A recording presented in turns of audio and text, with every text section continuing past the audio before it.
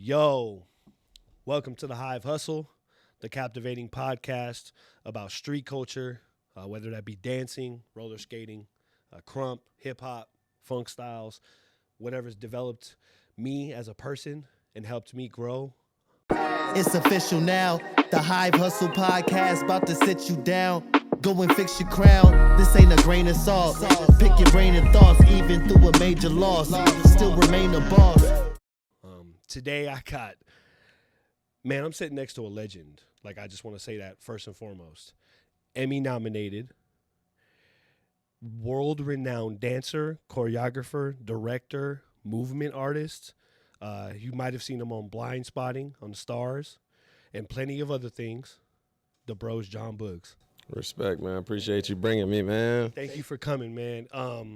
I've wanted to sit down with you for a while. I've seen you at Ninja. I've seen you at plenty of events out here. Yeah. And you've inspired me tremendously, dude. I appreciate it, bro. And the Hive Hustle is specifically about what's inspired me. You get what I'm saying? Like, just to give you a little background, I grew up in Vegas. I was born in Chicago, east side of Vegas. I grew up, first heard about popping when I was like 12. Watched breaking, seen Turbo, seen all that, and it shaped my life immediately. That was the first dance style I really fell in love with. Yeah. And then throughout roller skating, throughout stepping for Sigma Beta Club and all of that, I found crump, obviously. Sick. And as you know, you've watched me dance. Yeah. Even my crump style really emulates a lot of popping features. Yeah. So just to give you your gas, man, like, you're appreciated in this. I appreciate it, bro. Thank you, brother. I really appreciate that. And first things first, like, where did it all begin? Where did you get introduced to street culture? Obviously, I know you're from Miami, from Florida. Yeah. But, like, was it dominoes at the table? Was it spades? Was it, where did you really, like, get involved with street culture? Well, here's the crazy thing is, like, I represent Miami, but I actually was born in Philadelphia. And so I was born in Philadelphia, and my mother, when I was young, she used to play Michael Jackson's movie Moonwalker. Okay. Right? And it's the one where he turned into the Lamborghini, Smooth Criminals in it and all that. And so when I was just 4 or 5 years old, my mom had that, and she had the making of Thriller. So that was the first time I got introduced, unbeknownst to me, like street dance culture, because Mike had poppers featured in both of those. Taco was in Smooth Criminal, and then Sam and a bunch of those other dudes were in Thriller in the graveyard scene when they're Cobraing and all that. And so, like, Michael was the first inspiration. Then I moved to Baltimore, Maryland. And when I moved to Baltimore, Maryland, there were these guys in the neighborhood. I got to shout them out because to some people, no one will care, no one will know. But, like, to them, they were like gods to me. You know, Richie, Raheem, Corey, Bobby Digital. You know what I'm saying? And those guys were the guys, they were like hood legends. Like, when we would go to the local talent shows and when they would pop on stage, it was like the crowd would just be, It was just like, and I'm like, I got to learn how to master my body in that way. I wanted what they had, you know what I'm saying? And Corey, because he was fond of me for some reason. He saw I was on my journey. I'm only 12 years old at the time. And so he sees I'm on my journey, and he's a high school kid, but my brother is a couple years older than me. So I was kind of going to parties and going places I really wasn't supposed to be going at 12. But, like, they saw me popping. And he was like, yo, bro, I'm going to give you something because I think you got a lot of potential. So he was teaching me some moves, and then he's like, I'm going to give you this golden tape, and don't lose it because I need it back. I'm like, okay, I got it. And it was a Mr. Wiggles. Ooh, one of those DVDs. It was a VHS. Oh, VHS. It was a VHS, no DVD, because this is 2000. Oh, yeah, before DVD came out. It's 2000. So he gave me a VHS. And I ain't gonna lie, at this time, and he also gave me a VHS of Breakin', the movie Breakin'. So I watched Breakin'. Obviously, I'm obsessed with Shrimp, the broom scene. I'm like, Shabba-Doo, rest in peace. One of my OGs. You know, I was everything about Breakin'. I was obsessed with. Watched it, and that's back on the VCR where you could put stuff on slow mo. So I would like slow it down. Yeah, I'd slow it down and be like, how are they achieving it? And I'm watching that, and then I watch Wiggles, and I'm kind of like, all right. Like, this dude is tight. I'm so dumb, right? I'm thinking he's good, but he keep doing the same thing over and over again. I didn't know that was just a strict VHS on tutting. So he literally had hours and hours of different burns with tuts. And I'm like, okay, cool, it's raw. And then at the end of the VHS, he would have a preview for his other VHS. Tapes. And then that's when I was like, what is happening? He's gliding on his knees. It was just. I remember when I first seen that in the My Way video. So that was a crazy thing to me. Yeah, Wiggles. And then at the end, Wiggles is like, yo, I want to shout out my teachers. Skeeter Rabbit, Poppin' Pete, all these guys. So then I actually, this is back when MySpace just came out. Actually, no, it wasn't MySpace. It was AOL Messenger. It was a joint. AIM. So I was like, I somehow was Googling Pete and Skeet and trying to find like contact information for those people as a 12-year-old kid. And then I found Poppin' Pete's AIM. And I reached out to him and I was like, yo, man, I'm a huge fan of Wiggles, and he says you're his teacher, and so I know if you're his teacher, then you got to be crazy. And he was fond of me, and he sent me a couple free VHS tapes of the Electric Boogaloos as a 12-year-old kid. So I'm in Baltimore.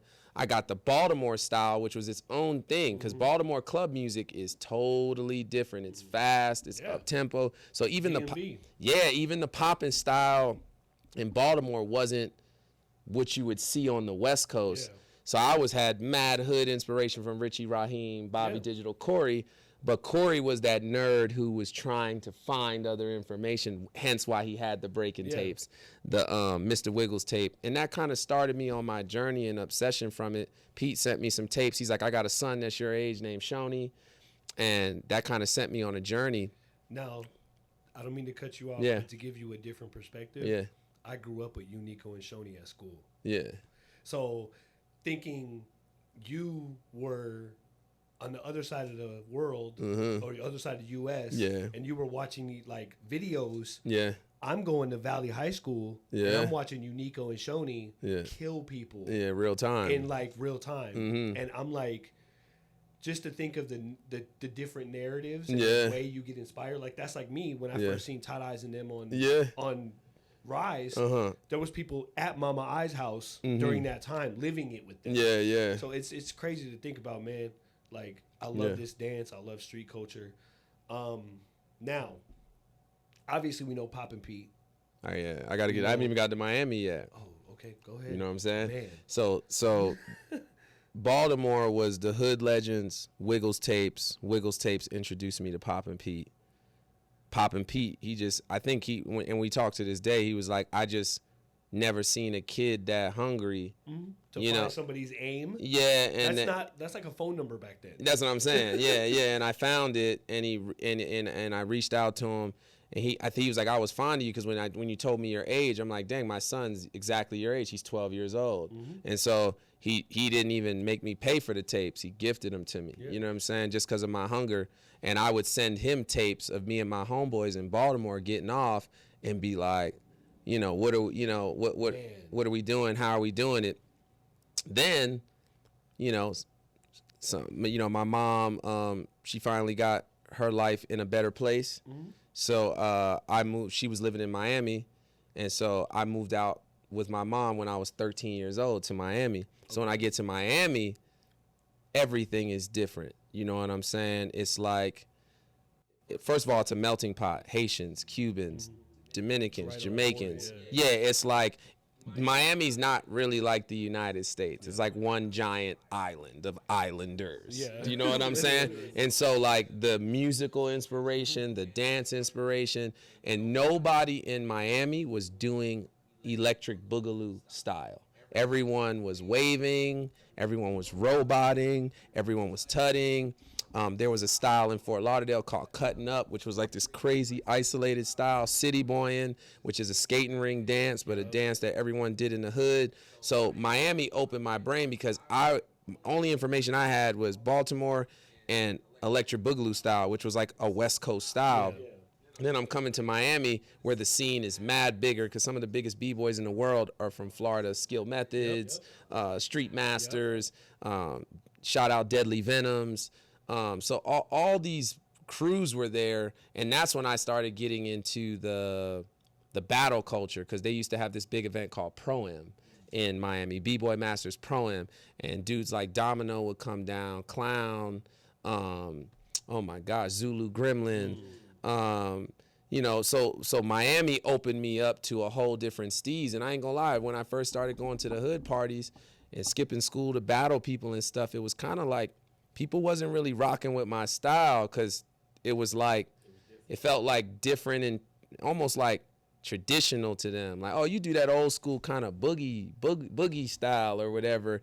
And these dudes had eye candy. You know what I'm saying? It was illusional. It was animated. It was isolated. It was miming. It was just so pleasing to the eye that I was like, I got to learn how to do some of that, which I think to this day I credit. The reason why I say I'm from Miami because that's where I became the artist I became. That's when I started battling and really getting into the organized world. That's where a lot of my OGs and mentors are from. And like also my philosophy on the dance came from Miami. You know what I'm saying? Which if you look at anybody in my squad or in my crew, like we're not like, oh, he does that one thing. Like we wave, we tut, we animate, we robot, we boogaloo. We don't discriminate on any style under the funk style umbrella because we love it all.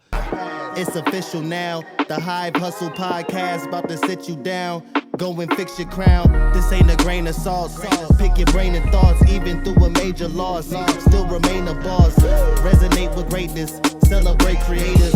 Ain't no blanket statements. Elevate and claim it. So amazed, I'm making the way for those in need. Mold the lane, showing change in a growing me.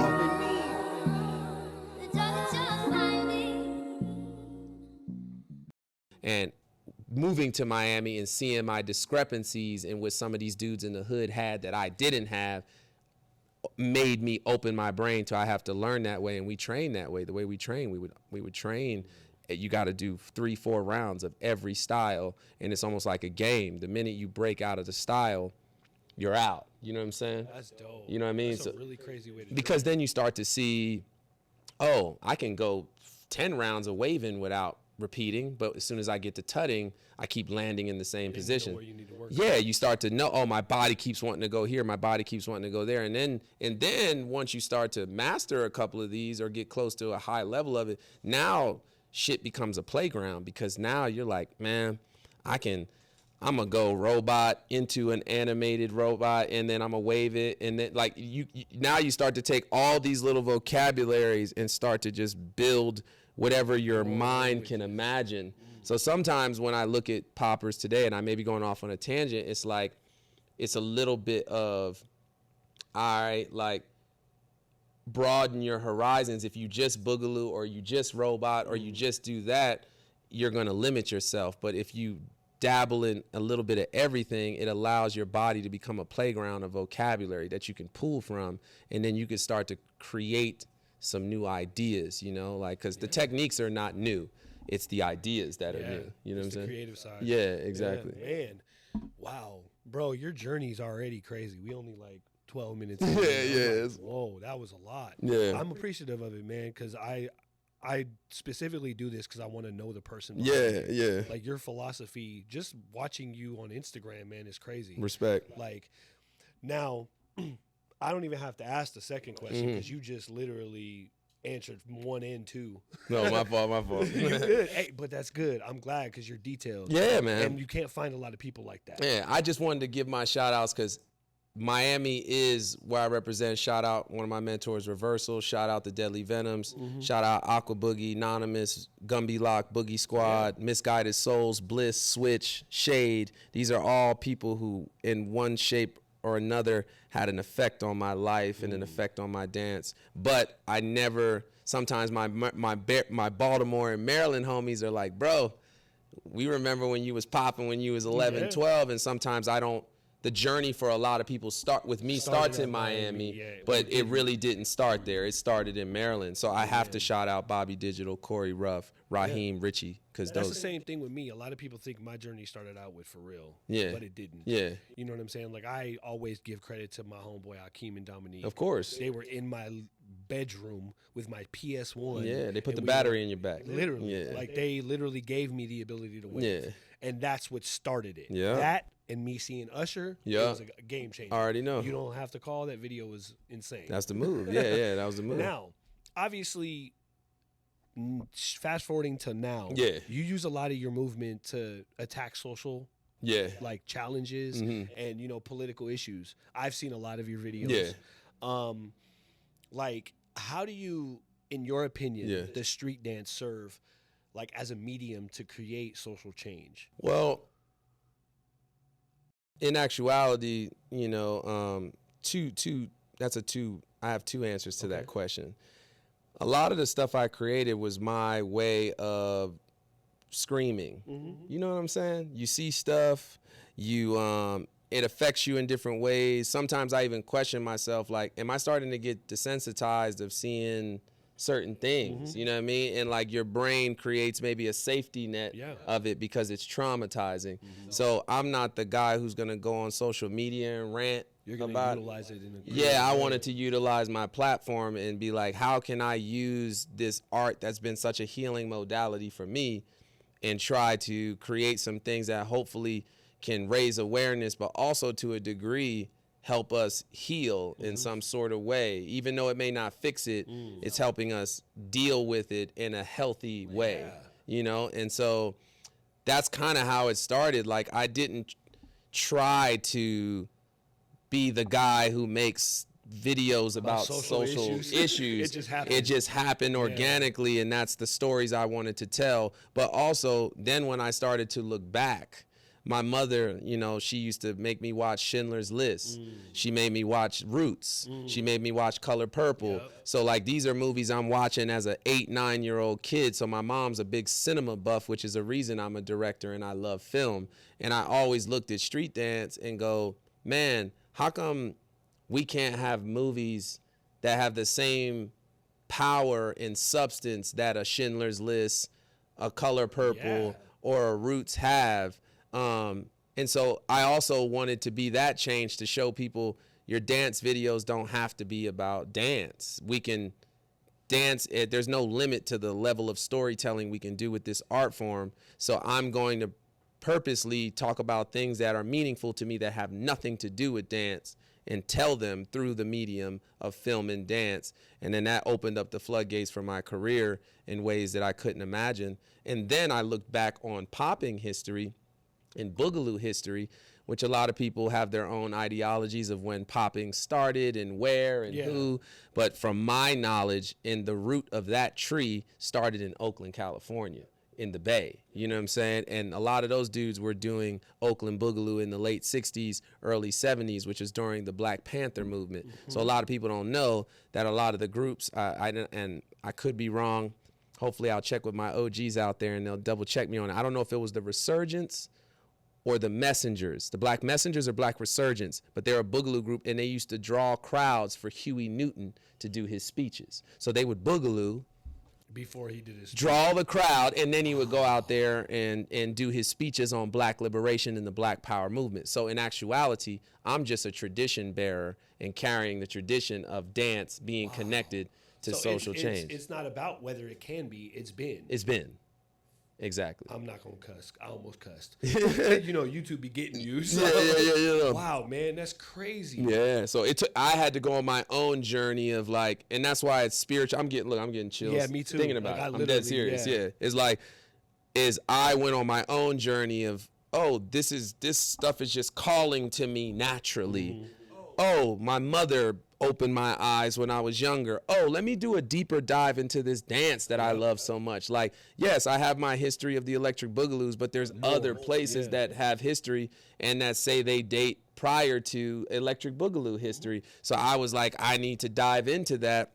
And as I started doing my research on Granny and the Robotroids, Close Encounters of the Funkiest Kind, Black Messengers, Black Resurgence, Demons of the Mind, I started to learn more about the rich Bay Area history, and I realized the Black Panther Party was located in the Bay, in Oakland. So a lot of the Boogaloo, and look at the names of the groups: Black Resurgence. Just put the two names together: Black and what is Resurgence? Yeah, the Resurgence, the rise of, the revival. The Black revival. Yeah, you know what I'm saying? And then you have Black Messengers. Yeah, so it's the same thing. it's so the groups were actually carrying the message of the liberation through the steps already. That's crazy to think. That's wild. I just did an interview with one of my friends named Deuce, and he's originally from New York, and he talks about like how hip hop was birthed there. Yeah, obviously. Yeah, and it was birthed. A lot of had to do with social change. 100%. And Black Panthers. 100%. And then you think about it, on that coast, the same thing was happening on the West Coast. On the West Coast, yeah. And we don't, as street culture, a lot of the times we don't put those two together. Nah. That it was happening both areas. Yeah. It not like it happened there first or it happened here first. It was just happening. Yeah. Like everybody was fed up with how the world was. Yeah. Man, that's crazy. Yeah. Okay. Now, shifting again. I love this question because every time I ask it to artists of your caliber, I get a crazy good like I get nuggets. Yeah. That's why I asked this. Yeah, 100%. Challenges. Yeah. Obviously, you Cirque du Soleil. You've done plenty of different things. But what a philosophy, a nugget that you can give an artist how to face challenges that they deal with when it comes down to creativity and pursuing this dance? Ooh. Because I like using platforms like this to drop truth and drop gems, I'm going to have two answers to that question. I'm going to first tell some challenges that I deal with in the space. I would love that. And then also what are some nuggets to stay on the path of positivity during those challenges. So what people don't realize is, I've been blessed to be in some spaces that not many street dancers have ever been in, and I'm not saying that out of arrogance. I'm saying that out of facts. It feels like it's an honor, and I sometimes carry a weight of the culture on me because I know, oh, I'm in the room with this person, or I'm in the room with this person, or I'm getting an opportunity to pitch an idea or a thing to a group of people that can really change things forever. Yeah. So the weight of the culture sometimes is on my back. But I think my biggest challenge is, and I'm just being honest with you, is convincing Hollywood, people in the television and television film space to actually respect the art form. That's the biggest challenge. It's like you go in these meetings with executives, streamers, all these different things, and none of them are not educated at all on anything we do. So we think because dance has gotten big on social media and TikTok, it's kind of like, to some of the people who make film and make television, that's their idea. What people don't understand, man, is film and television, they look down on YouTube. Yeah. Even. And like, see how big the YouTube platform is? They still, till this day, look down on a YouTube movie or something, or Netflix. Yeah. Some people, like, in actual TV and film, they still look down on that. It's just one of those things where, I'm not saying it's all like that. So what I'm saying is, like, don't get me wrong, I've been lucky to open people's minds and share the passion, and then through my work, they see the possibilities. So another reason why I create what I create and why it has to be cinematic and why it has to feel a certain way is because I'm fighting a different battle. It used to be, oh, I want to beat you and who's better, popper, and all that ego dick swinging kind of thing that we do. You know what I'm saying? But like now I'm like, oh, my battle is another battle. So that's why a lot of times people ask me, John, why you don't battle? Why you don't do this and that? It's because I feel like I know my purpose in life. You know what I'm saying? And I know I've been given this position. So now my goal is to battle the industry to make them see the dance for the beauty it is, for the limitless storytelling that it has. And like, why can't we have Oscar-winning movies where street dance is at the forefront? You know what I'm saying? Amazing. When you bring up some of the movies, and it's no knock because I've done a few step-ups, you know what I mean? And it provided jobs and it gave people an opportunity to make money. But like, it's not revered the same way as The Revenant. Yeah. It's not Literally. revered the same way as a Spielberg film. Yeah. And so I want to change that. I want to now be like, I want Spielberg, Scorsese level quality with what we do, and let's see what's possible now, and let's change people's perception of what it is. So that's the difficult challenge, is like trying to get people to see past TikTok, So You Think You Can Dance, World of Dance. And look, I'm going to say this because I'm saying this on this platform. There is no knock to any of those platforms. They have a reason. Yeah, I'm saying that. I'm saying that with love. There's more. But there's more. Exactly. And so, but they only know what they know. I can't blame them. All they know is Step Up. Yeah. All they know is Stomp the Yard. That's all they've had. That's all they've had. Yeah. So when you say, hey, let's try to do something on this vibe, it's like with that, what? Like, it's almost like it's hard for them to put two and two together. It's hard to comprehend. Yeah, because it's so different. fresh It's and so new. fresh and so new. So that's my biggest challenge, is getting people to not, the industry can be formulaic. We're all formulaic, if you really want to be honest. Like Erykah Badu said it, you know what I'm saying? 80% of people are sheep. They follow, 10% create the trends that people follow. And then the other 10% are just observers. So meaning, I'll use this as an example. If Kim Kardashian and them do their hair a certain way, you may see millions of other people doing their hair that way, right? They set the trend, everyone follows. You know what I'm saying? And so I think, like, to a degree, it's just gotten to a space where, like, everything's become formulaic, and it's a little harder for people to want to take risk. You know what I mean? It's easier to say, let's do another show like this because it works. Let's do another movie like this because it works, instead of saying, we're going to go out on a limb and try to create something that's never been done with this art form before and shake mine. And shake it up. And yes, this may be risky with ROI, with your return on investment, whatever the case may be. But, like, I'm in the space of, I want to create things that change the culture forever. And like one of my mentors always says, is create cultural currency. So when I'm, like, dead and gone, I've made things in the world that have helped someone else or helped another set of people. So that's my biggest challenge. And the way I stay positive about those challenges is also, like, staying in a place of gratitude. You know what I mean? Like, as cheesy as that sounds, is like, sometimes, like, I'm a person who's like, go, go, go, go, go, next hustle, next hustle, next hustle. Like, my wife had to sit me down and say, you got to take in that Emmy nomination, babe. Dude, you gotta take that shit in. You're Emmy nominated, bro. Yeah, but I'm being honest with you. I'm telling you, people gonna think I'm being an asshole, or I promise you, I'm so, like, on to the next. I'm so like, I want to do the movie. I want to do the TV show. I want to see street dance be boom. Yeah.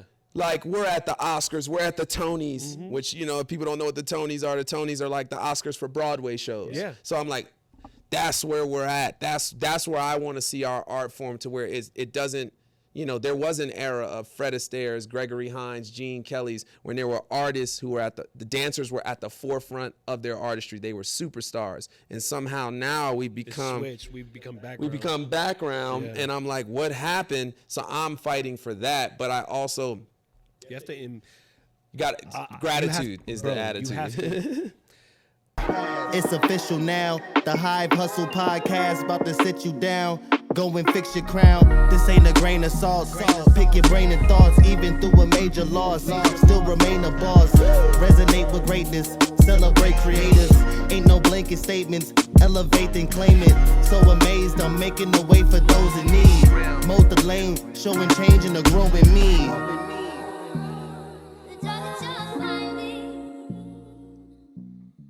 I'm hearing you, and I'm listening to myself. Yeah. I'm the same way. Yeah. You could ask the dude that's behind the camera, Gio. You know what I'm saying? Like, you could ask him legitimately, like, we got this building in June, and it looks totally different than it did and I'm still like, okay, what's next? What's next? What's next? And sometimes you just have to bask in the fact that you've accomplished something different. Yeah. And I applaud you for that, man. Like, a lot of people cannot go to bed saying that they're Emmy nominated. Yeah. In our dance world. Yeah. Like, true story. Congrats. Thank you, brother. I Real appreciate talk. it. And I'm glad because I need to hear more of that type of shit. Because sometimes, like I said, man, I'm on a tip where I still feel like I got so much to accomplish. And my wife asked me a question the other day that really challenged me. Okay. And she said, babe, if you didn't reach the level of success that I know your dreams and ambitions are at, would you still be happy? And I was like, ooh. That's a question for you. Yeah, but that's why she's my wife. Yeah. She's basically, because she's like, I love you and I'm very happy with where we are right now.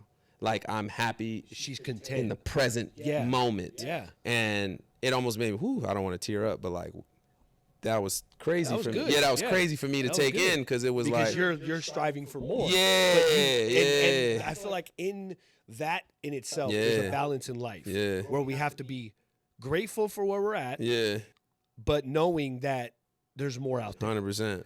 If I don't get the more, I'm okay. Yeah. That more isn't idolized. Yeah.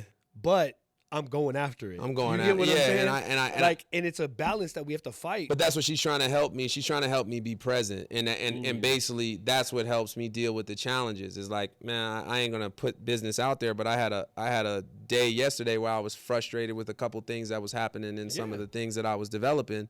And she was like, babe, but you're developing this like think about what you're talking about right now. Yeah, you know what I'm saying? You're doing this. Yeah. Like, you're in a good spot. You know what I'm saying? And so just step back. Yeah, the gratitude helps me when I look at things I've been able to accomplish, when I look at things that I've been able to do with the art that some people have never been able to do. It can allow me to kind of have more gratitude. But I'd be lying to you if I said, you know, I had to be honest with her. I was like, no, I'm very grateful and I'm content, but there's more. Yeah, I gotta get it. Oh yeah. I gotta get it. I'm on the same way. I gotta get it. Yeah. Now, I gotta get it. hey, I get it. Yeah. Now, obviously, previous you mentioned a crew, Control Freaks. Yeah. From my understanding, that's your crew. Yes. Okay. Now, which obviously means you're not just a performer, you're not just a director, you're not just a choreographer, you're also a teacher. Yeah. So, what do you find most rewarding about teaching? I don't call it teaching, I call it mentoring. Mentoring, yeah. You know, and the reason why I say that is like Kid was already amazing. Midas already amazing. You know, so some of the people in the group, I don't physically teach them. I just move. Camaraderie. Yeah, it's a camaraderie. I lead by example. And then if anyone has questions about life, about business, I'm there. So I'm more of that. Now, don't get me wrong. We get in places, we lab together, we feed off. If I'm labbing with you, Mafioso, I'm going to learn something. I'm going to see something that you do that I like that you do, and I'm going to be like, how could I apply that in my way? So it's a revolving door. I'm learning from them, too. You know what I'm saying? I'm watching Kid and what he's doing and taking our techniques and things and our philosophy of how we approach popping and, like, see where he's going with it. And it's just like, man, like, I'm trying to keep up with him and Midas. Bruh, I told them at the wedding the other day, I was like, yo, y'all, like, insane. Yeah, I'm trying to keep up with them, dude. Like, and one thing I do want to applaud you on, man, is one thing I do notice about Control Freaks is y'all really, in 2023, have shown people what a crew can be. From concepts, from making sure your family gets booked. Yeah. Because I see it. Yeah. You might do something and then you'll see every person that's around you right next to you. Right in it, yeah. And that's so dope to me because that's exactly how I am. Yeah. Like, I feel like you need to take care of your people that are close to you. Yeah. You know what I'm saying? The people that really, really grind with you, you have 5 to 10 people that you could really call family. Yeah. That you talk to on a daily basis. Fact. Anybody can say that. Facts. You know what I'm saying? Like, there's a reason that T-Mobile had the top 5. There's a reason MySpace had the top 8. You can't really call many 15, 20, 30, 40, 50 people your close family. Yeah. There's only 5 people, 10 people you talk to on a daily basis. Facts. So I just wanted to give you that credit, man, because, like, I watch Control Freaks. Respect. I love the jackets. Yeah. Amazing. Appreciate it. Shout out Castile who made them for us. Yeah. Yeah. And now, obviously, you've been a popper, and Funk Styles is the umbrella. Yep. are there any other dance styles that you feel inspire you nowadays 100%. and that like their techniques just like are interesting to you? 100%. I mean, Okay. for me, this is just an opinion. People can disagree with me or not disagree with me. I don't really care at this point. If you are not learning from crump, flexing, juking, some of these styles that have come after popping, because popping is older, then I think to a degree, light feet, I think to a degree that you are not an evolved thinker, you know? And so to me, all the styles I just named, I get inspirations from. Because I've had a lot of crumpers approach me, Eyes, you know, me and Eyes, you know, we did work together or whatever, we, you know, and he's like, bro, the way you pop, though, is like, the energy's different, you know, it's different, you know what I mean? And like, to me, I always loved crump energy. Yeah. You know what I'm saying? And to be honest, I never, I don't compare myself to other poppers. I want to be somebody who, when they think of street dance as a genre, my name is brought up in the conversation. I'd be lying if I said that wasn't it. So I was looking at Eyes, the Crumpers. I was looking at Storyboard P and Slick and Nugget and all those flexor dudes. And then obviously Lil Buck is one of my closest. That's my brother, my business partner. We're building Broadway shows together, film, all that. That's shout out to Lil Buck. That's my motherfucking ace. And you know, so being around all of that, you take it in, and like, so juking the cadences and the way they approach music, you know what I'm saying, and the articulation of footwork.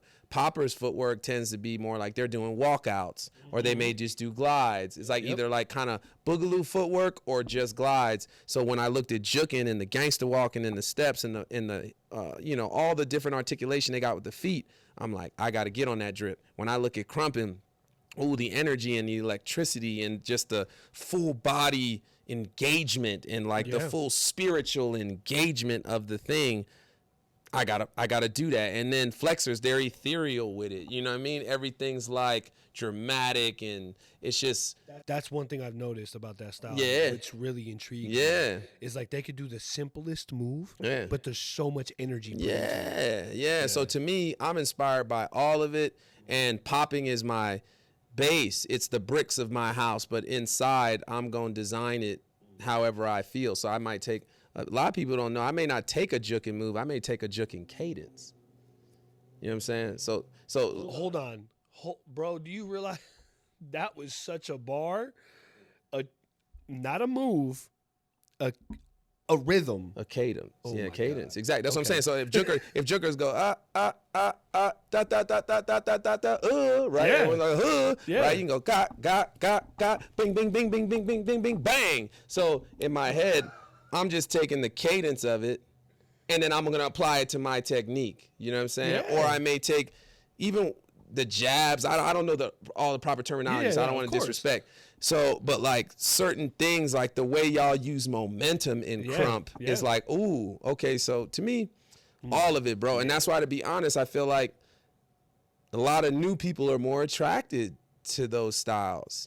I don't see a lot of younger generation wanting to pop. They want to crump, they want to juke, they want to flex. Don't get me wrong, all of those styles have some popping things involved in it. So by default, you're going to maybe learn how to hit, or you're going to learn how to do some animated stuff. But I feel like popping for me just needs to evolve a little bit as far as like music goes, as far as application of the style, and as far as the aesthetic of the style. I try to think like, what should popping look like in 2050? And that's how I would think about popping. And I also had a mentor tell me, oh, when you pop, you should think as if you created it. Dance in a way as if you created it. Because that's the level of freedom you should have. When you're creating something, no one's telling you How to do it. do it. So you know what I'm saying? So like I kind of think from that perspective. So that's why I'm able to look at all these different movements, even ballet, contemporary too, because I've done a lot of work with New York City Ballet and Hubbard Street and some of the biggest ballet contemporary companies in the world. So I take from everything, bro. But I would say crumping, Flex and Jukin are the other styles outside of popping that I would say inspire me the most. Got you. Yeah. Okay. I love how you answer questions, man. Just to put it out there, like you will literally go here and bring it all the way back. Yeah, and that's so dope. Yeah, gotta bring it back. Okay, last thing. Yeah. I know you just mentioned it. You probably can't mention much of it, but what's some upcoming projects we can look forward to seeing Jon Boogz in?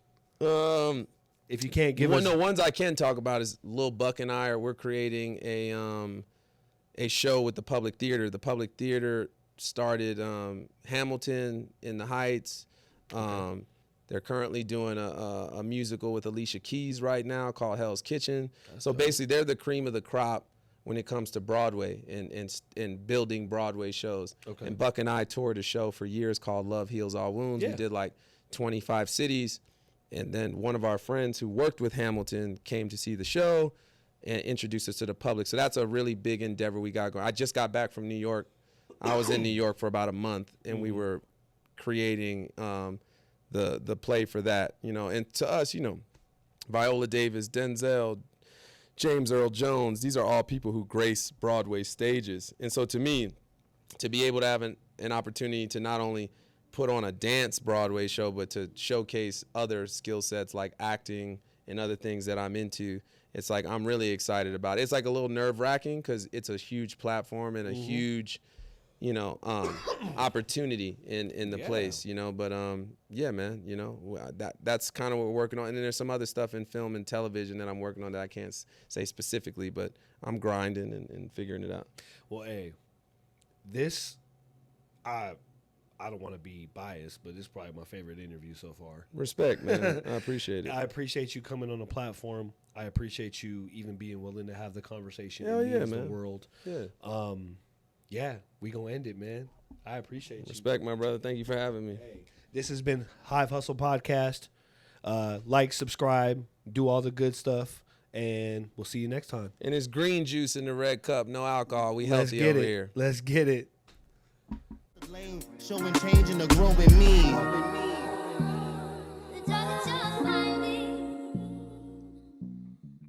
Tupac, Biggie. Their collection is definitely they got a crazy catalog.